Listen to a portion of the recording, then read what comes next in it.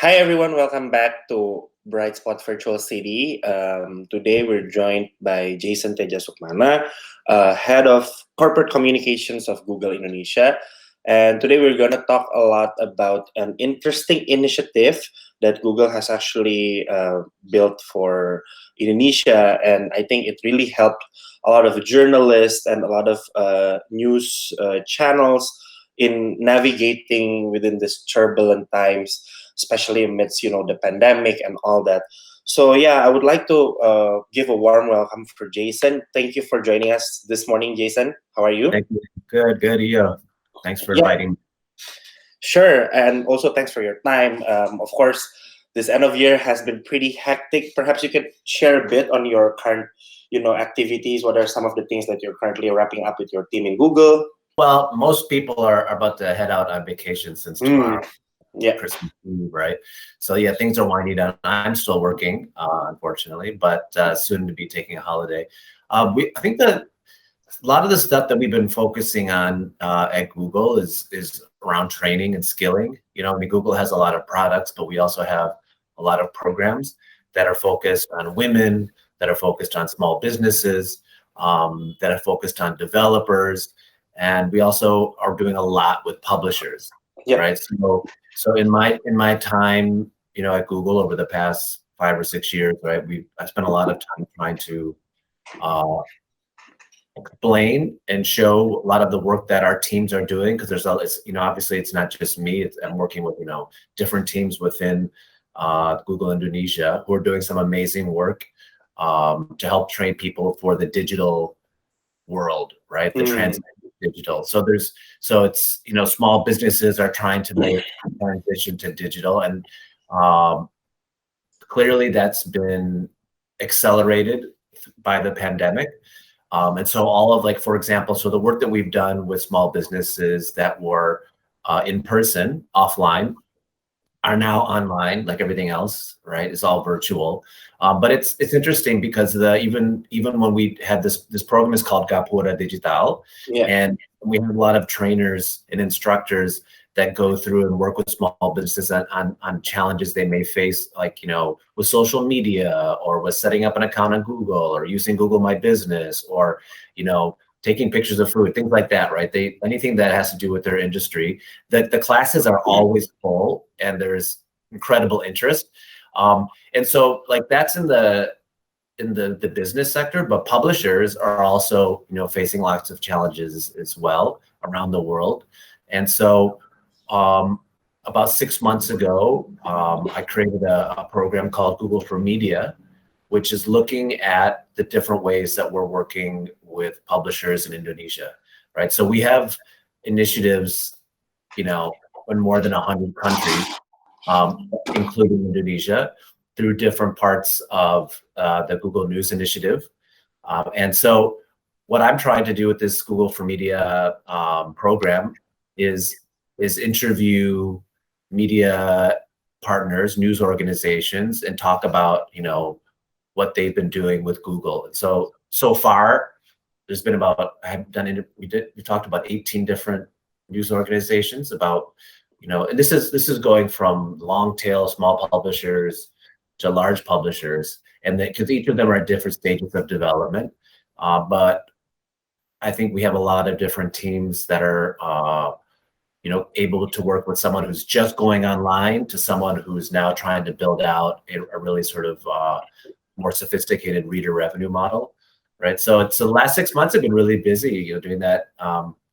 And actually, if you're, the Brightspot viewers want to check out some of these videos, they can just go to our Google Indonesia channel on YouTube, and all these different sessions are in there. So it could be interesting watching if you're interested in the publisher world. Yeah. So I was just received your profile and I saw that journalism has been pretty close to your heart. Previously, you were like a correspondent for Time, and you also have managed several initiatives in regards to like news and journalism. Perhaps let's deep dive a little bit on what you have just mentioned, which is the Google News initiative. I think it's pretty interesting because perhaps a lot of viewers in Brightspot have not really known about this initiative because Google is just like a really big company, and that you guys are doing a lot of different stuff, right? But I think today we can just really focus on this one. I think it's also relevant because right now, in this age of a lot of misinformation and so-called like fake news and all that, like the role of media is increasingly becoming very important as like the single source of truth, right? So perhaps you could also share a little bit on the Google News initiative itself. Yeah, so the Google News Initiative it's a global program. It's been around since 2017, and in Indonesia we launched it in 2018. And in those years, it's taken on a bunch of different forms. One of the forms that it's really focused on is training journalists, bloggers, students in misinformation. So like you said, helping journalism students or reporters or editorial teams learn how not only to use Google tools like reverse image search or other tools in Google. It's also helping them with third-party tools that can help them discern whether or not the origins of this story are legitimate, or is this photo, is it a real photo? Okay, if it is it actually from the event that you say it is, or is it from some other event that happened, 5 years ago, right? So the GNI Indonesia Training Network was set up by our GNI team here with AJI, the Alliance Journalist Independent, and also Internews. And they have gone, so what we've done is created a Train the Trainer program, which then trains members of AJI who are journalists, right, to go in to newsrooms and schools across the country. And newsrooms can also request that they come in and to give them a training, right, depending on their availability. There's a finite number of trainers. But if anybody here like has publications interested in that, you can just reach out and let me know. We're happy to help these newsrooms better understand the challenges and the tools, and because it's one of these problems that is not going away anytime soon, right? Yeah. And we're really trying to find, because we know the role that journalists play in fighting against misinformation is huge, right? I mean, the masyarakat and citizens also have a really big role to play, in not sharing fake news. But sometimes it's hard, right? It's hard to be, sure, like, is this thing real or is it not real? Like, should I share it? Shouldn't I share it? I deal with those things. People send you stuff all the time, but sure, like you get this stuff, you're like, wait, yeah, should of course, I pass this on or should I not pass this on, right? And so we rely, all of us rely on good journalism to help us know, whether or not these things are true, right? And so we also, we work with, so before I go on to Mafindo, like the GNI Indonesian Training Network has already gone and done training in more than 50 cities, right? So about 11,000 different, 11,000 people in Indonesia have already been trained by the GNI trainers through AJI. And then we work with Mafindo, the Masyarakat Anti Fitnah Indonesia, right? Yeah. Which is a really amazing organization, right? These guys have been working with AMTI also, the Asosiasi Media Cyber Indonesia, to create the checkfakta.com site, which is a checkfact. Basically, it's a fact-checking site, and they use it as a collaboration between newsrooms, right? So it was launched in May 2018 with 22 different news organizations that came together to fight disinformation. And I have to say, like, Indonesia is very special in that sense because you have 22, and I think it's now 24 news organizations who compete normally, right? So they're normally competing for readers and for ad revenue or for whatever, but yet in this particular situation, they all realize the threat of misinformation, right? So they've come together and they work together. And so they have a model where they can all sort of distribute, stories that have to be checked, right? And then that stuff gets submitted to, a database. And then it's, as they say, salah atau benar, like whether or not this information is true or not. So it's like, I love seeing that type of collaboration, the gotong royong in Indonesia, where, you don't see that everywhere, right? So it's pretty special.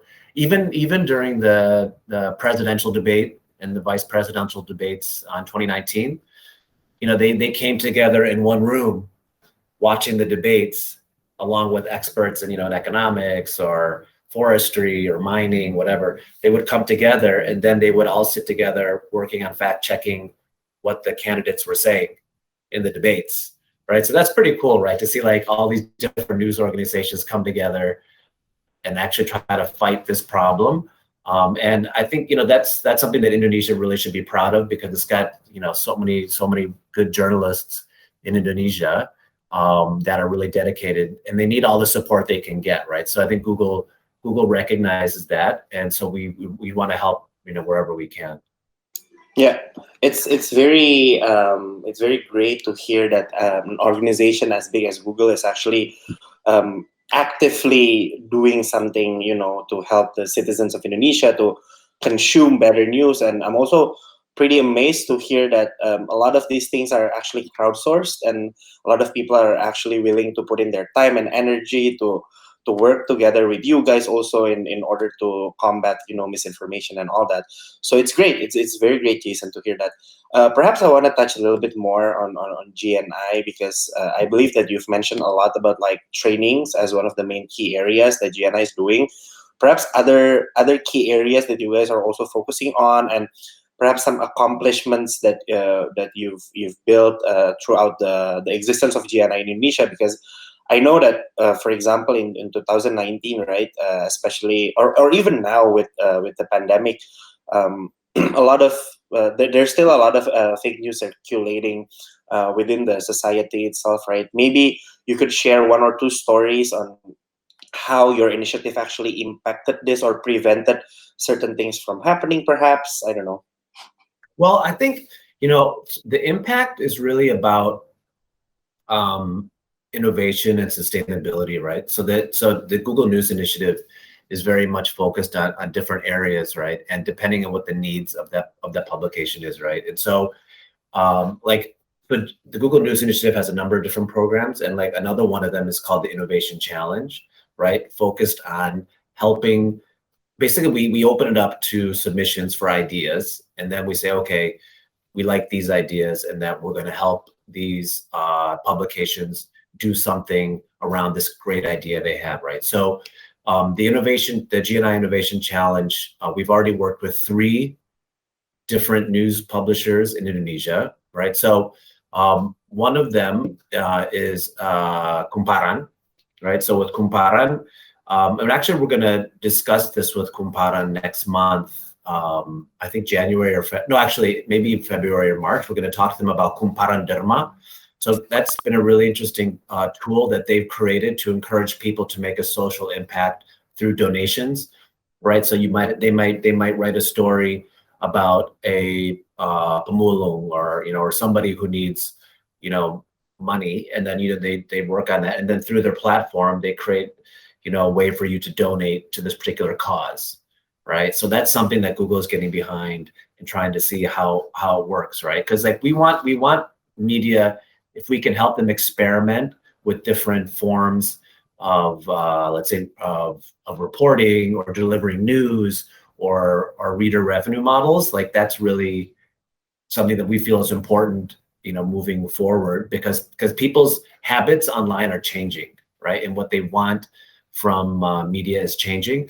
Another one that we just featured at Google for Media was with Asumsi, right? So Asumsi was also a recipient of the Innovation Challenge, and they worked on a crowdfunding project, right? Crowdfunding news in Indonesia. Is this something that is possible, right? Like, so, we were interested to see like what they did, and they had some very interesting insights about what Indonesians are willing to pay for, right? So are Indonesians willing to pay for news? Okay, so in their case, the answer is yes, but it depends. They want very niche-oriented reporting, right? Something that they will not see in another publication, right? So they have like these sites like Kerak Biru or District, like where the reporters go into different parts of the country and do these really sort of off, not mainstream type of stories that people really want to support, right? And so, and one of the interesting things that we spoke to the CEO, the founder, Pangeran Siahan, you know, basically Indonesians were willing to spend more, you know, if they could have, let's say, instead of spending 10,000, they would rather spend 100,000 if they could also get like an Asumsi t-shirt, right? Because there's something about building an identity with a particular media, right? So you see this obviously, you know, with Vice or with Fox or, you know, with other media around the world, where people really feel compelled to support them because they like what they're doing, but they also like the identity of being associated with a media like that, right? So that's I thought that was really cool to see that, you know, Indonesians are willing to spend for news. It doesn't have to be free. Some people will never pay for news. Other people may be thinking about doing it. They're just not sure why they should. Others have been doing it, but they want a different type of experience, right? So we just launched some research also into paying for news in Indonesia. And, you know, like more than 80% of the people, I think it's almost close to 90% of the people who pay for news have only been doing it within the last 2 years, right? So it's a relatively new phenomenon in Indonesia. But what they're all looking for is they're looking for, you know, exclusive, very high quality content, and you know, they want it to be something that they feel comfortable paying for. But generally, once they start paying, they're happy to keep paying, right? You have to, like, if you've never paid for news, you may have to offer them like a small payment or a one-time donation, then they get access to something, and then little by little they get more comfortable with paying, and then you say, okay, would you like a 1 month subscription now, maybe a 6 month subscription, maybe a year, right? So it's pretty exciting to see that kind of change in Indonesia, like where people, so the GNI, like, you know, apart from dealing with misinformation, disinformation, it's also really about innovation as well, like helping newsrooms come up with new ideas. Another one we're doing is with Tempo. So Tempo is trying to build a platform that's an AI-driven, artificial intelligence, right? An AI-driven platform that helps them build a community with their newsroom, right? Interaction between the Tempo media community and the Tempo newsroom. Right? So we want to, like, you know, Google does a lot around AI, right? So this is like a fascinating idea. And so they're in the middle of experimenting with this too, right? So I think, you know, news organizations are super busy, right? They're all working on so many different things. So if we can give them, you know, some help in coming up with new ideas while they're also doing all these other things, you know, it's something that we really are highly supportive of. Yeah, I think what comes as most interesting for me is how you guys actually thought of this not only from a reader perspective, for example, giving as many quality news as possible for the readers, but also from like a business standpoint. Because from what I heard from my friends who are currently working in media, of course, one of the toughest challenge in building like a media, like a digital media company, so to say, in Indonesia is not only providing good quality news, but also staying afloat, right? Because we're a relatively new society when it comes to, like what you said, paying for paywall content and all that. Because previously, it somehow has been taken for granted by most of the society that news are supposed to be free, because, you know, there's advertisers, there's like in TV you can actually see news for free, but then in return there's some advertorials and all that, right? And a lot of people have been trying to figure out a happy medium between all this, because they also don't want to sell their soul to all the advertisers, right? And it's also not going to be sustainable, but at the same time they will need, you know, new revenue sources perhaps, or how can we actually keep innovating within the business sphere itself. So yeah, it's pretty interesting, and I believe these things are mostly happening behind the scene. So I mean, like, I'm an avid reader of all three publications that you've mentioned. I read Kumparan, I read Asumsi, and of course we all read Tempo. But we don't really know that, you know, some of these cool initiatives that these guys are doing are actually backed and supported by you guys. So it's very exciting to hear that, and I believe that it also shows how much you guys are really invested in actually building a better ecosystem for all these digital media companies in Indonesia. So yeah, that's really good. Moving on to my next question. I think you've mentioned a little bit about training, and you've mentioned a little bit about the innovation challenge for the media.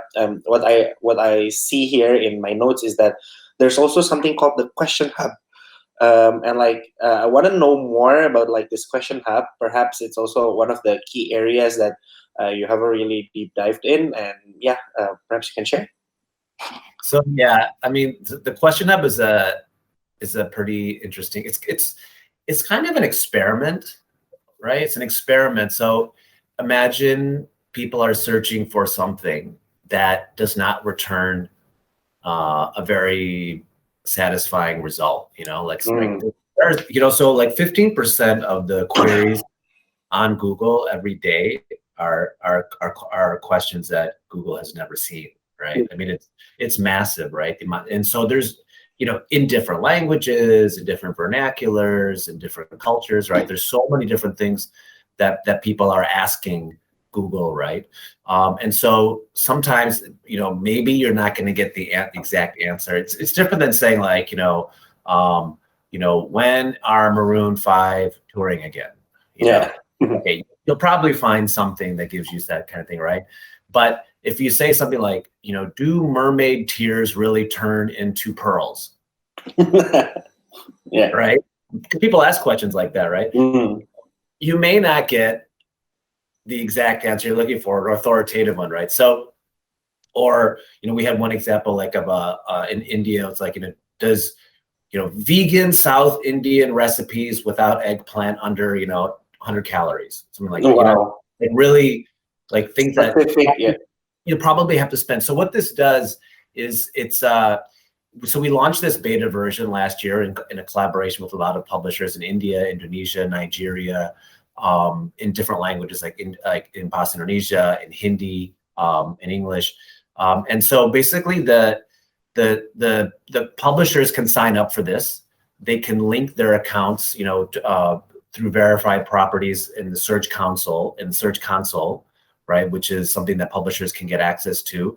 And, you know, so once they've created this account, they can explore topics relative to their expertise and to their work, right? So, you know, if you're like a publication that's focused on beauty and fitness, for example, right, you could inside the Search Console, you could see in the beauty section, like, okay, these are all these questions.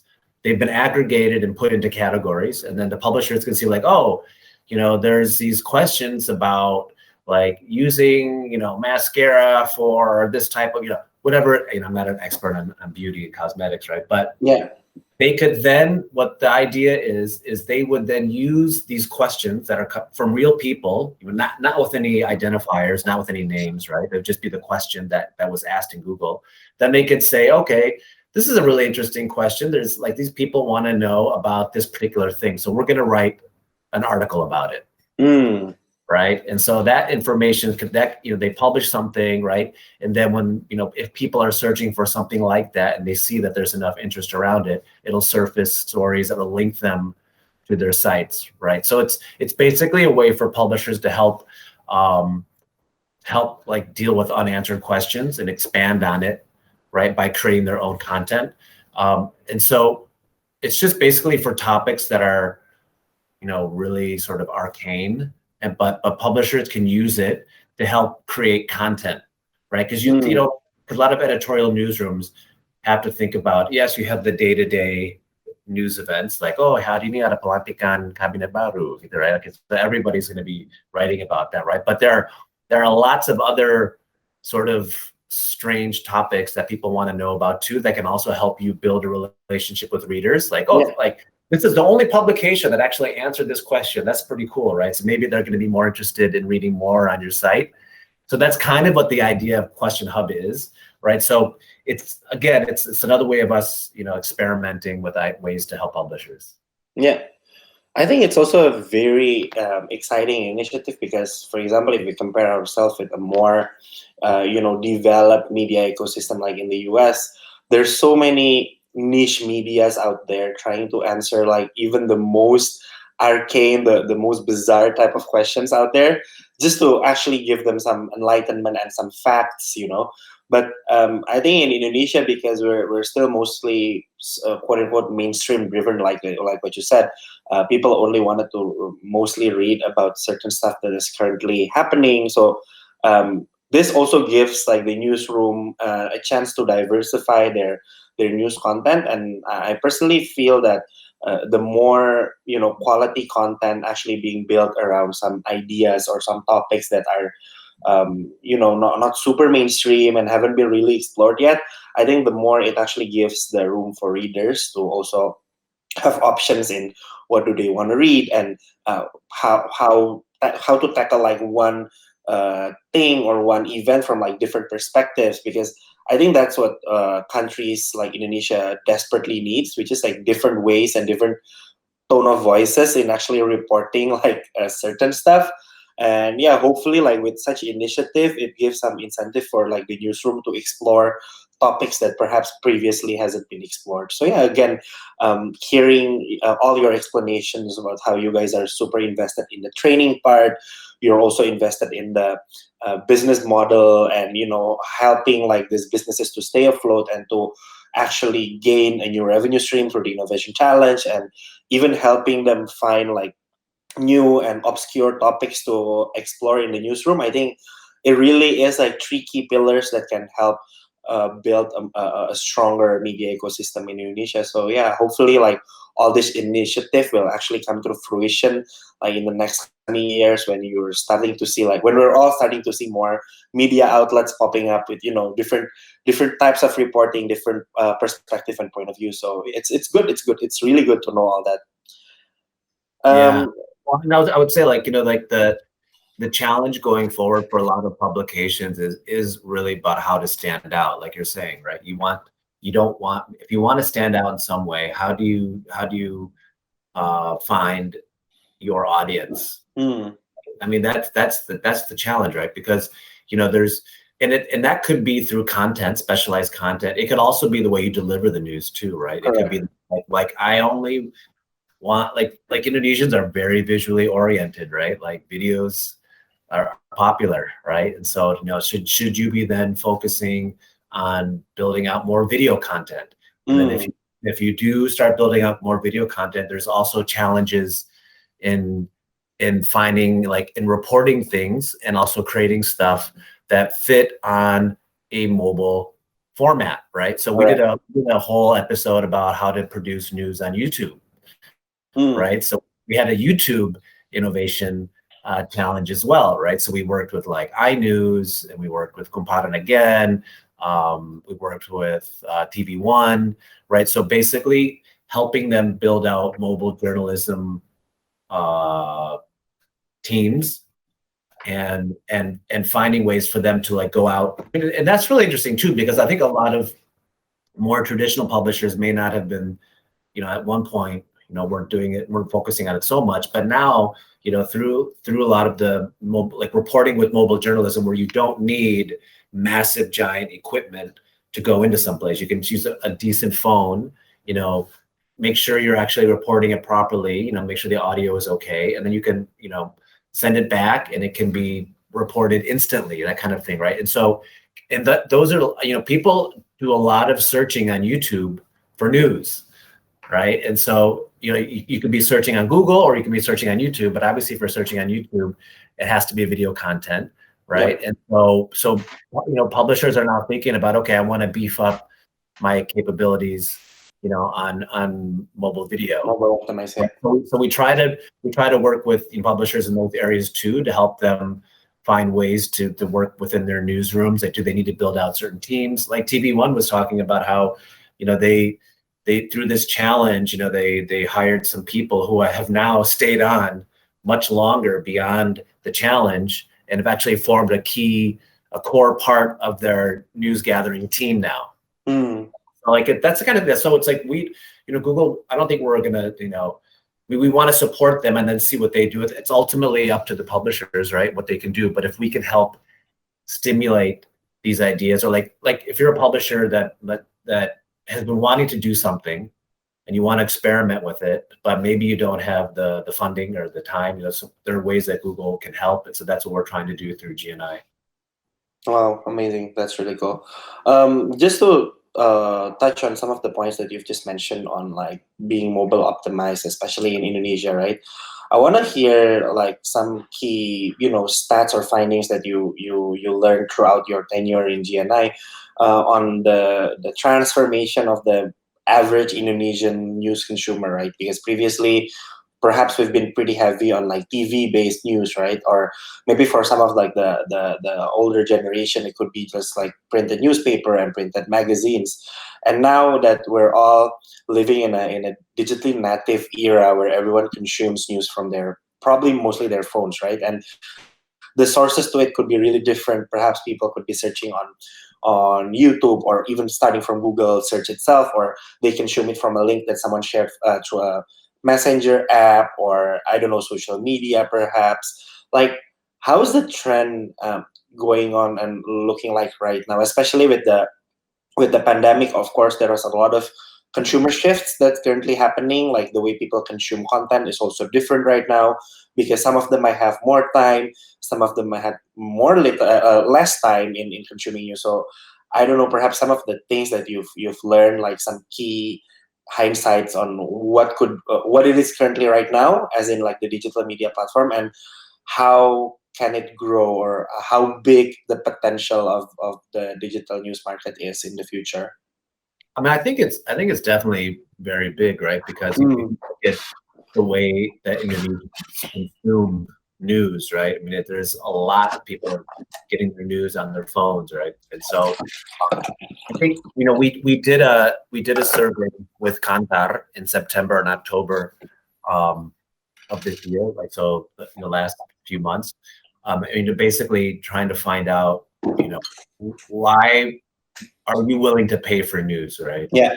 And because I think if you talk to, well, okay, so let's talk about the results of that, right? So basically, like more and more Indonesians, I think they really want accurate, reliable news content, Yeah. right? And I think that's driving a lot of the digital growth as well, right? So like if you're able to deliver these types of things, this type of information people can rely on, and especially in times of like when there's health issues, or economic issues, that people really want reliable information, right? Because they may feel like there's too much fake news around, or information that they can't rely on. Maybe they're tired of seeing ads when they read news, right? There's lots of different things driving it.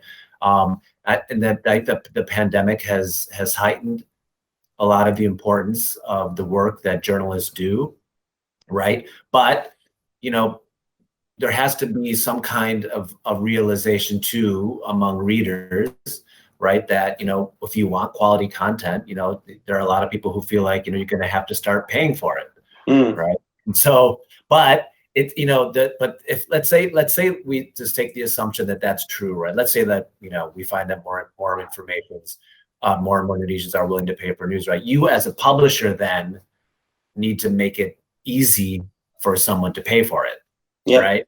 Like it's kind of tough. Like if you hit a paywall, like like it's hard to pay for it, or they don't accept, okay, they don't. Let's say most Indonesians don't have credit cards, right? Okay, so you need to find a way, to have them do like through e-wallets or prepaid cash cards, or Pulsa. Like there's you as a publisher have to find ways of making it easy for someone to spend, right? Yep.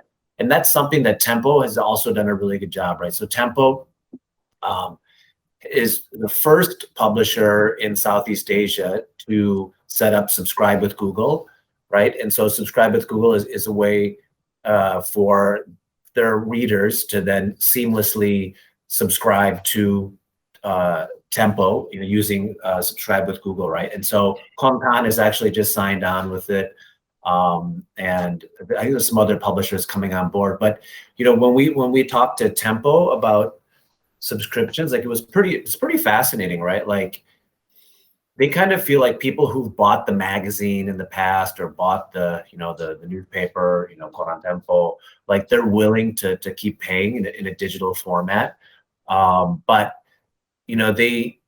they also need to know that you have to make it. It's not sometimes it's easy just buying a magazine and going home with it, right? You have to actually you have to deliver it in a way that's pleasant to read and engaging, right? So, and they actually feel like that digital subscriptions are like the digital content is going to start exceeding what they get from advertising very soon, right? So it's kind of like the way that the New York Times and other walled properties around the world are going, right? They're getting more and more paid news content, but that allows them also to present deeper, curated, quality news that people are looking for. So I think that the readers' habits are changing, and they really like Asumsi shows, you want to have an identity, that along with this property, but then also like with Tempo showing, it's really about like the quality, accurate information that readers are looking for. You have to kind of know where there will always be readers who don't want to pay for news or pay for anything online, right? But those may not be the people you're going after, right? So I think if you're a publisher now, you really have to understand your audience as well. It's super important to understand who your audience is, and because those are the ones that are going to that are going to make or break your future, right? And it could be like, Google around the world through GNI works with lots of really small towns, small communities, because, local news, it's great if you're a big national publication, but local publishers are also super, super important, right? To these communities. That's where you find out lots of stuff that maybe big publishers, national publishers wouldn't have the resources to uncover, like let's say corruption in this small town. Yeah. Right. You have to rely on local reporters. We did a session with Medan Post also, right? Medan Post, who was not even online, right? We helped them through this program we have called the Local News Foundry, where basically it takes, shows them how to use AMP, accelerated mobile pages, right? How to start make it easier for their news to be accessed on search and Google search, right? And then helping them build out their digital offering. And so, these guys have made a complete offline to online transition now. And, they're, obviously smaller than some other publications, but no less important. Right? I mean, they're serving Medan, they're serving a very dedicated reader. And so we really want to help local guys as well. We did a session with Sukabumi Update in Sukabumi. And those guys are very forward thinking also, and they're trying to find, new ways of building up their audiences in Jawa Barat. And like, when there was something that happened in West Java. I don't know if it was an earthquake or some natural disaster, but like, suddenly, like when I was searching about it, all the news popping up on search was from Sukabumi Update, which I hadn't seen before. I was like, okay, that's kind of cool. Like, their stuff is like surfacing now. Like, and so, yeah, I mean, so I think once a lot of these smaller publications also see the result, it's probably very emotionally satisfying, right? Like, okay, now, like, so I think I may have digressed from your question, but like, but it's interesting because you brought up a lot of like really relevant examples, and I believe that it's best to hear from someone who've worked with so many different organizations and came up with all the relevant examples. So it's good. But unfortunately, we only have like 10 minutes left. Apparently, we intended for this to be like a short session, but there's so much insights to unpack. And I just keep on wanting to ask more and more questions, even diverting from the ones that we already prepared here. Okay, but I'm here just for like 2 more questions, and perhaps this could be like short ones. I want to hear a bit about the journalism relief that you guys are, journalism emergency relief fund that you guys are giving during this COVID times. Like what it is, and how is it helpful towards like this news organization amidst these turbulent times? Right. So the Journalism Emergency Relief Fund was also a global initiative during COVID, right? So it was something that we wanted to get out the door. We wanted to try to get out small amounts of money to basically mostly small and medium-sized publishers, right? And so this was something that, when we saw that there was, publishers facing lots of different challenges, with the pandemic. The JERF is what we call it, sort of internally, like Journalism Emergency Relief Fund, right? So it was about like 115 countries that got funding. It was almost $40 million that went out to about like more than 5,000 newsrooms around the world, and 186 newsrooms in Indonesia received funding in different amounts, right? And so they were allowed to use the funding, wherever they wanted to keep that newsroom going. Yeah. So it was so it was like a one-time shot, to help them, keep the lights on, or keep, reporters on the payroll or whatever they needed it for. And we also had a program to help provide PPE, like to provide masks and protection kits and face shields and vitamins, for journalists. For journalists who are out in the field.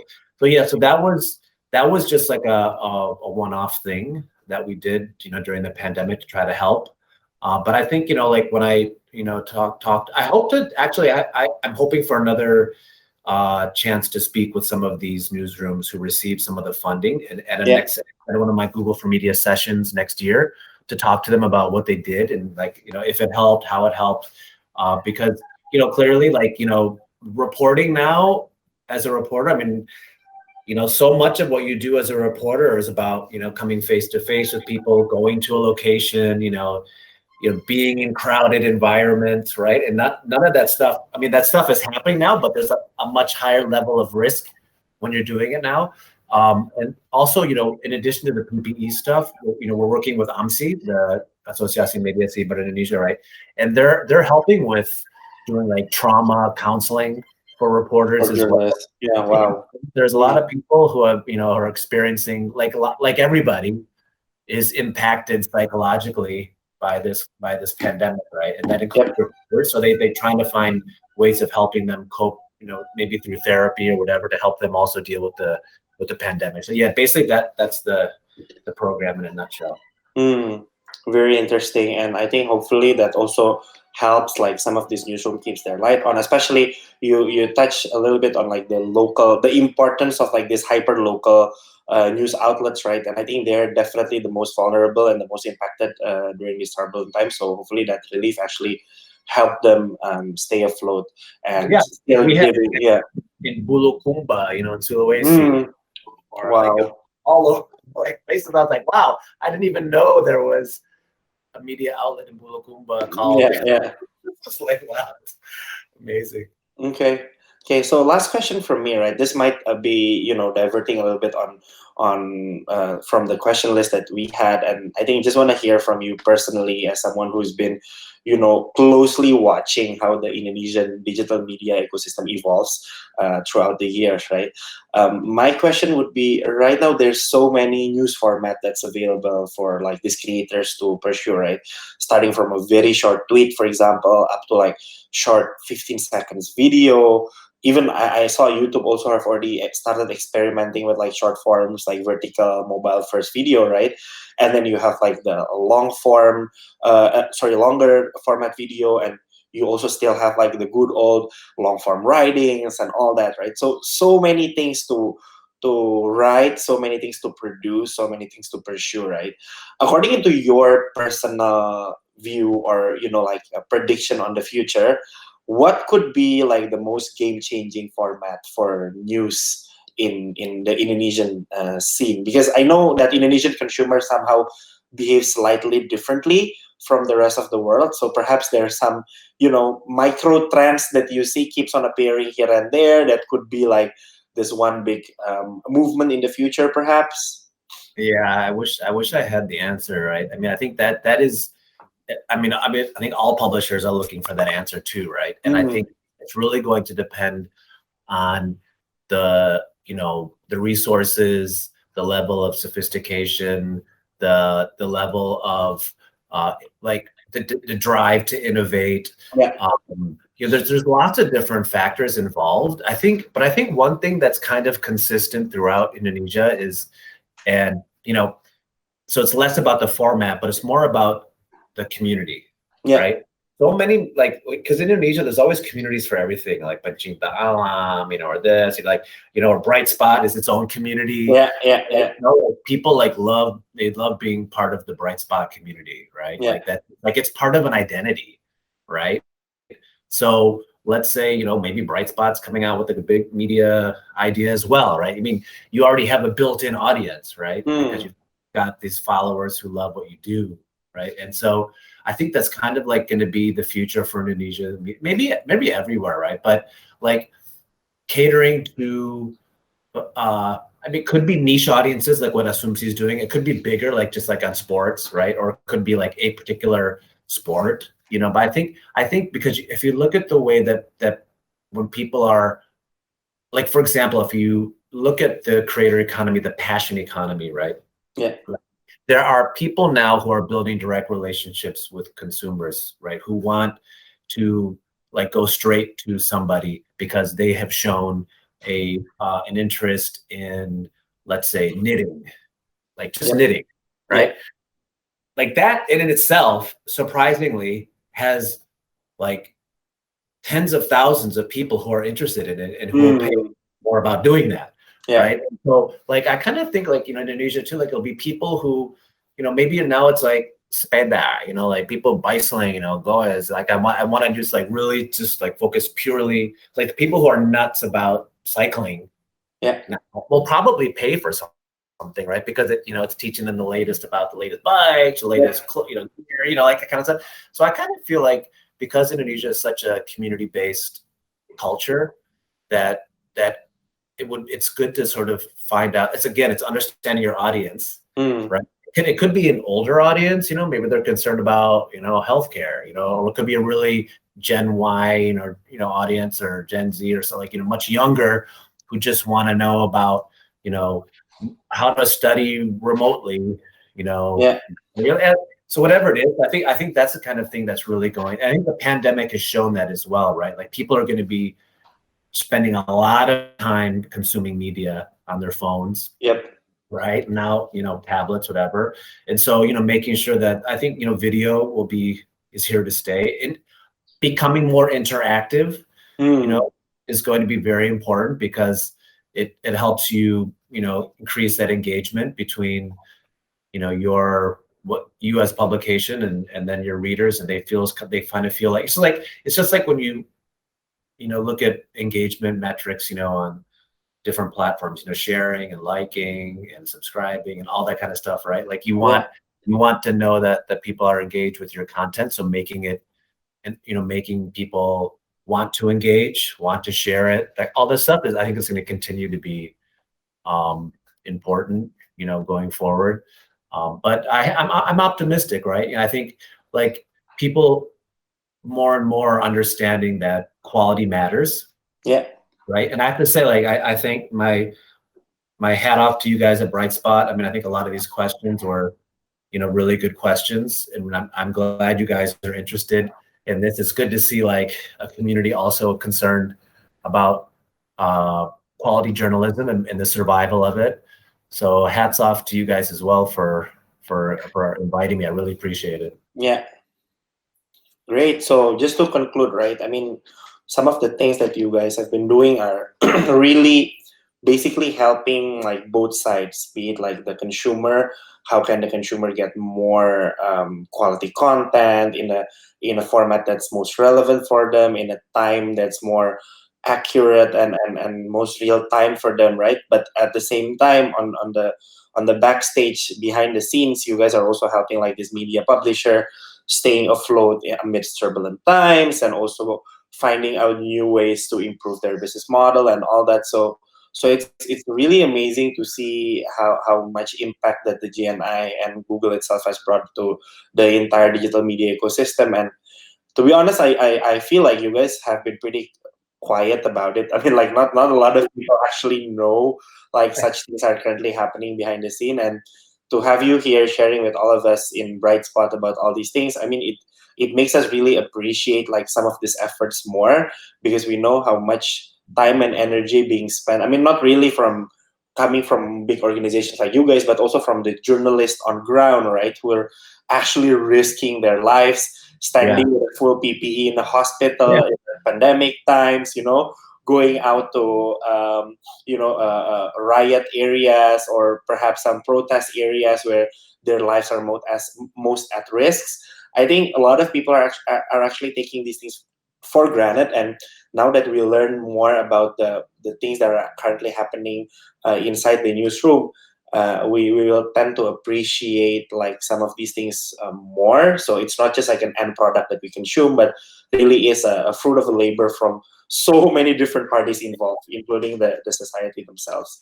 Very much true. Very true. True indeed. That's a very important message to end on. Thanks, Aryo. Yeah, you're welcome, Jason. Thank you so much for such an insightful and interesting chat.